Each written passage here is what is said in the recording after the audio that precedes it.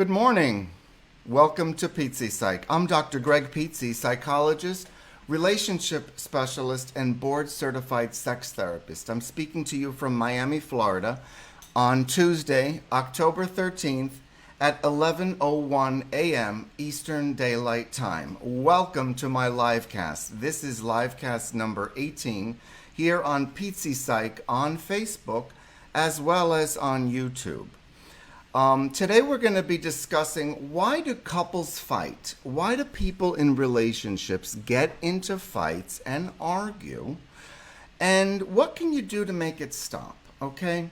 Relationships suffer from misaligned expectations and when certain needs go unmet. We're going to talk about some of the ways to deal with some of that when it comes up, as well as in order to prevent problems in your relationship. Then we're going to also have a little news item to share with you guys. My famous sex and relationship tip, a gratitude moment, because I always believe in focusing on that which we are appreciative for in this life, and ending with a mindfulness affirmation in order to get ready for a positive day ahead. So, as I said earlier, this is my 18th live stream. It occurs on Tuesday mornings, anytime after 9 a.m. here on Facebook at PizziPSYC.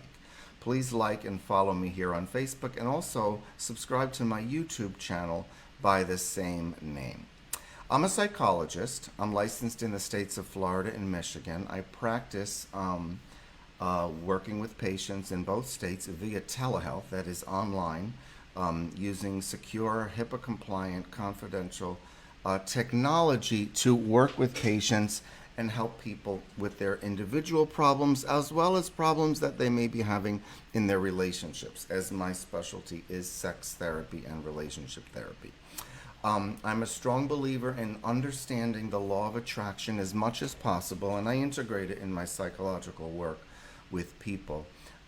Because I do believe that we have a big part in creating our experiences through our focus, the things that we give our attention to, the way we talk, the things we say, how we treat others, the way we look at the world, the way we look at ourselves, I believe are very, very important determinants of the experience we have, how we feel. What happens to us, the types of relationships that we end up in. We have a lot more control over these things than a lot of us might, realize. So the law of attraction, if you were interested in learning more, go to Abraham Hicks Publications. They are one of my, Abraham Hicks is one of my main mentors in this area. I've recently focused and zoomed my practice into sociolinguistic psychology, in which I help people connect in their relationships through the understanding of language and teaching language to people as a way of deepening their connections and having more meaningful relationships. Understanding people in your own culture as well as other cultures is a wonderful way to understand yourself better and the dynamics that we share with other people, which I think is what life is all about. Now, if any of you out there might be looking at these two bruises I have in my face, I just noticed it there. I didn't make any attempt to, when I put on the makeup, I didn't even try to, cover them up, because I don't mind, anybody knowing that I had injections done in my face. I had fillers and Botox done over the weekend, and I, don't feel the need to cover that up or hide that. So I would highly recommend my dermatologist, Miguel De La Rosa in Miami. I will put his phone number in the comments below if anyone's interested in getting work done on your face.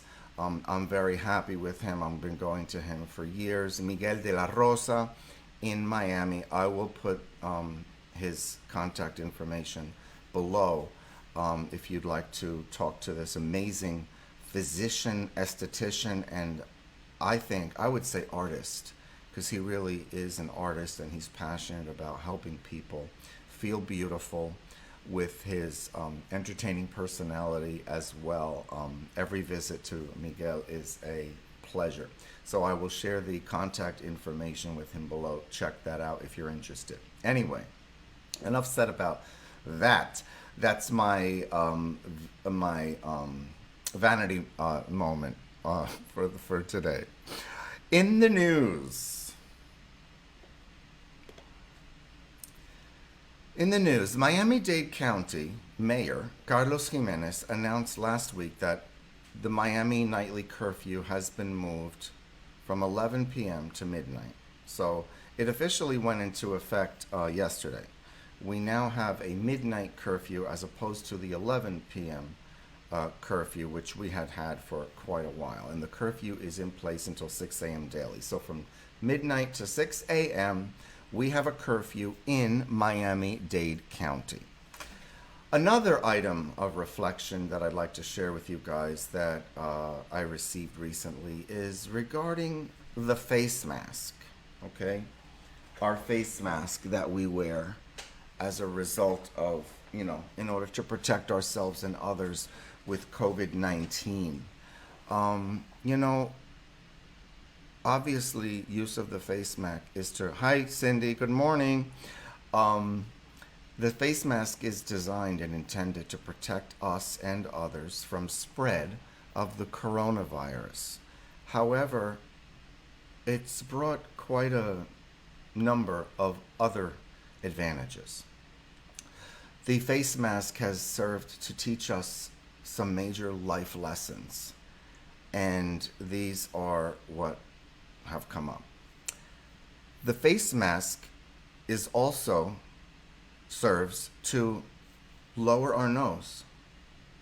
For those of us who tend to go around with our nose raised, it lowers our nose to remind us that it's important to be humble. The face mask also serves to tug on our ears, help us realize and remember that it's important to think more and speak less, to listen more and think less, okay? To listen and hear rather than just speak. Also, it covers to cover our mouth, not just for our breath or for our air, but to cover our mouth and remind us that we need to talk less and think more. Okay. The face mask, another advantage of the face mask has been to hide our face, to cover our face so that we could learn how to see and smile with our eyes. We've gotten a lot better about smiling and communicating with our eyes since we've been using face masks to cover our faces for almost this whole year. Another beautiful benefit of the face mask is to cover our lips so that we can learn to love with our hearts. Basically, the face mask teaches us nobody's better than anybody else. We are all the same. In the end, we're all the same.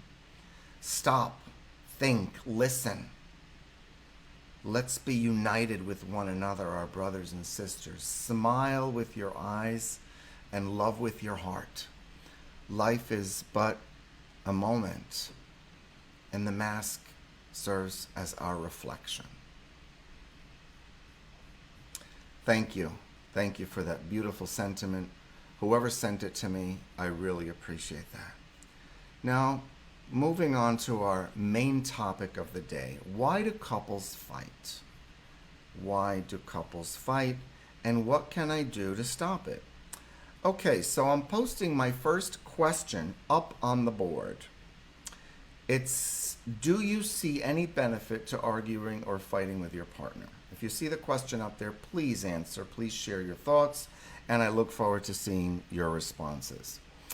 Based on an article in Psychology Today by Seth Gillihan, Ph.D., to whom I give thanks for this information and for this thoughtful article, unmet needs tend to lead to conflict in relationships. Research has found that couples fought significantly more when certain needs were not met in the relationship.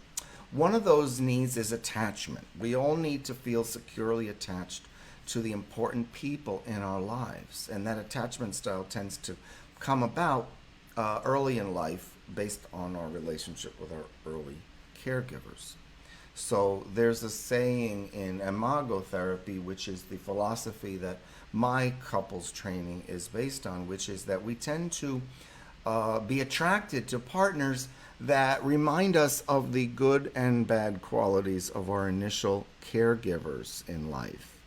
Our mom and dad, in most cases. For some people, it's a grandparent or another family member or even a nanny. But whoever that person is that we first became attached to in life, who we first loved, is going to be the prototype example of the kind of people that we are going to be attracted to in adult life for partnership, for romance. Another need that we all need to have met is acceptance. Okay? Relationships benefit when we feel fundamentally accepted by the other person. Now, that doesn't mean total approval, carte blanche, do whatever you want, I approve of you, but acceptance of us as a person, that they've seen us at our worst and we're still loved, flaws and all. This is very important need to be met in a relationship. Another need that needs to be met in a relationship is positive regard. We kind of need to feel liked. We need to feel that the person wants to be around us, that the person views us positively. Another one is autonomy. We need to be able to have some independence, to be able to kind of do our own thing, even in a relationship. Competence is another important need, where we feel like we're good at what we do, that we're good at being a partner, that we're good at making the other person feel loved. That's why appreciation is so important. Telling your partner what you like about them and what feels good is very important, to give them that feedback and make them feel desired and wanted. So, do you see any benefits to arguing or fighting with your partner? Okay, that's the question on the board now. Next question is, what type, I can't even see it, what type of fighting is allowed in your relationship? Okay, is fighting allowed? Do you guys have a way to argue or go back and forth on things that you might not agree on? How do you deal with conflict or discord in your relationship? What type of fighting is allowed in your relationship? So you guys might be wondering, all right, now, how do I know what my partner needs? How do I even know that this person is feeling that way, or that they need something from me, or that I should say this, or that I need to do something? Well, this is what I tell all my patients. Ask your partner. Talk to your partner. Ask them what they need. They may not have thought of it themselves, but if you bring something up for them to think about, they'll appreciate it. Consider their needs, and also consider your own needs. What's missing in your relationship? Okay? Talk about what you want more of as well as what you enjoy. You might say, I'm so unhappy about such and such, and you may be surprised. They may come back with, so am I. I feel the same way. And then that sparks conversation, connection, and in the end, intimacy. True intimacy is being open, vulnerable with a person on an emotional and psychological level, not just physical. We need to strive for emotional nakedness as well as physical nakedness. A great way to kind of promote nakedness on an emotional level, or emotional vulnerability with your partner, would, if you feel safe doing so, and if there's a level of safety and security in the relationship, is to get naked physically. Take your clothes off. Take your clothes off and sit down or lie down or get together and have a conversation where you are physically naked, and that represents the ability to be emotionally vulnerable and naked as well. That's a technique that I have done myself in my relationship, and that I suggest to couples that are working on ways to feel closer to one another and open up. But only if you have a level of security that's there to begin with, okay? Acknowledge your partner. We need to feel acknowledged, and we need to acknowledge them. Let your partner know that you see them. Accept them as they are, and we need to feel accepted as we are. Try to respond to your partner's needs or expressions of frustration. Don't just ignore them. Respond in some way. Even if you can't give them exactly what they need, it's not your job to make them happy or fulfill all their needs, but at least to respond in some way, okay? To let them feel heard and let them know that you are there. Almost as if you want to let them know, if you're hurting, the world will stop and I listen, okay? I will listen to you. I will stop and listen. Because you're important to me, okay? Communicate the things you like and appreciate about your partner. Encourage their autonomy and support them in their own individual endeavors in life. Because the healthiest relationship comes from the ability to help, to be the best version of yourself in your relationship. Being the best version of yourself while you're in a relationship is the ideal, because the point of a relationship is for us to be at our best. And when we help them be at their best, then we can be at our best, and we bring out the best of ourselves, and we attract that in the other person as well. Finally, the last card I'm opening right now, please, if you take a look at it and want to answer, what do you expect in a relationship? What are your expectations in a relationship? The reason I ask this is that our expectations determine what will make us feel pleased and what will make us feel unhappy. So if you expect something from your partner that they're not willing or able to give you, then you're putting yourself in a constant state of frustration, in a constant state of rejection, because you're expecting something that's not coming. We need to constantly look at our expectations and adjust our expectations, because the higher our expectations and the more specific they are, the less likely they're going to be satisfied. The lower they are, the more general they are, then the more likely we will get our needs met. So having clarity on what our expectations are in a relationship, what we need and want from our partner, and communicating that to the person we're with, brings about a greater likelihood for us to have our needs met and to feel connected to the person, and that they care about us and want to give us what we need and want. Always keeping in mind that in the end, we are responsible for our own happiness, not our partner. It's not their job to meet all of our needs, but it is our job to be our honest, authentic versions of ourselves and communicate, whatever it is that we need to with the person. So, moving on to our relationship and sex tip of the day. I'm going to elaborate a little bit more on this suggestion that I mentioned a few minutes ago about being physically naked with your partner.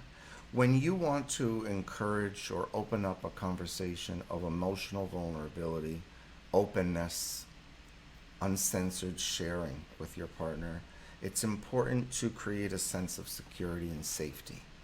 Start out by saying, I'm really interested in hearing how you feel, and I want to know about you. And say that you're going to put your own judgments and your own comments and questions to the side while they speak and share how they feel. That will provide them with a sense of safety and ability to open up to you. So in addition to being emotionally vulnerable, and if you feel comfortable doing so, making yourself physically naked with your partner, you can go that route, sit down together. You could do it with the lights on, you could do it with the lights low, but you both know that you're open with each other. And mirroring is a technique that I teach my couples in therapy. Good morning, John. Thank you for joining.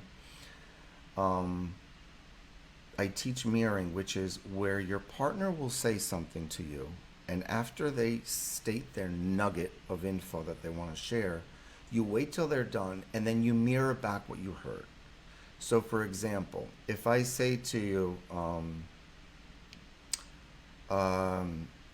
John, I appreciate your coming on and joining me in my live cast, and how you pay attention to the details, like the little spot of white paint on my microphone that you brought to my attention last time. Which, by the way, I don't know if it's still there. Let me know if you can still see it or not. I tried to cover it up with paint, but I don't know if it worked fully. I think I got it partly. So if I say that to John, if I say, John, I really appreciate how you come on and join me from my live cast, and you pay attention to the details, then he would mirror back to me, okay, Greg, so you appreciate my coming on and joining your live cast, and you appreciate how I pay attention to details and bring them to your attention. So that would be a mirror. You state what you're hearing from the other person, but in your own words. You don't change the words or their meaning in any way.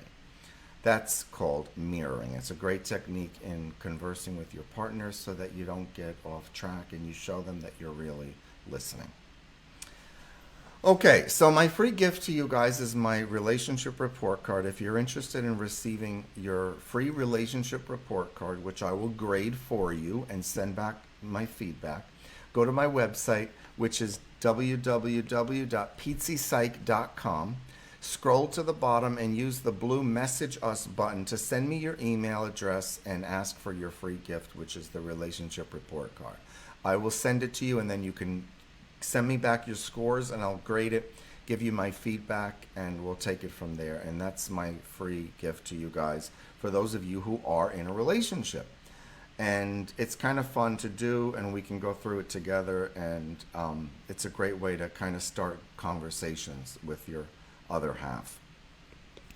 In my gratitude moment, I'm going to share with you guys a gratitude affirmation that I wrote yesterday. This is a personal gratitude that I have, and it comes from my heart, and I want to share it with you guys because you might identify with some of it, and I encourage you to write your own as often as you can, because gratitude and appreciation and thankfulness is the key to happiness, because it focuses us on what's going well for us and keeps us grounded. I'm grateful for my life and for the ability to live it to its fullest. I am blessed with extreme health, wealth, and abundance. I'm surrounded by love and kindness. I'm safe and protected. I am happy and I feel good all the time. I don't suffer and I don't cause anyone else suffering. I have knowledge, talent, ability, and I use these gifts daily to help others and to enrich my own life. I give thanks every day for the gifts that the universe has in store for me. I am always learning and improving myself. What are you grateful for today? Please comment below and share your gratitude with all of us. Thank you, Johnny. I will send you the report card. Okay. In future episodes, stay tuned. I have a great episode coming up based on gratitude as well. I will get to that in a future episode. So keep following and subscribe to my pages so you can see what's going to be happening in the future. Affirmation moment. This is the last part of our time together, and the affirmation that I want to share for you today is another one that I created, that I wrote, and this is my affirmation from this week as well. This is what I say to myself in the morning. The first thing I do when I get up is to say these affirmations to myself and remind me of what's truly important and to put me on a path for the day. I'm a lovable person worthy of being cared for, fussed over, and given priority. I deserve to be loved and treated with respect. I have the ability to show and receive love and affection as much as I want. I can be myself openly and authentically, knowing that I am good just the way I am. Thank you, Turner. I'm grateful for you. I'm grateful for this ability to share with all of you once a week. Have a wonderful day. Stay safe, and please like and follow my page, PizziPSYC, here on Facebook as well as on Facebook.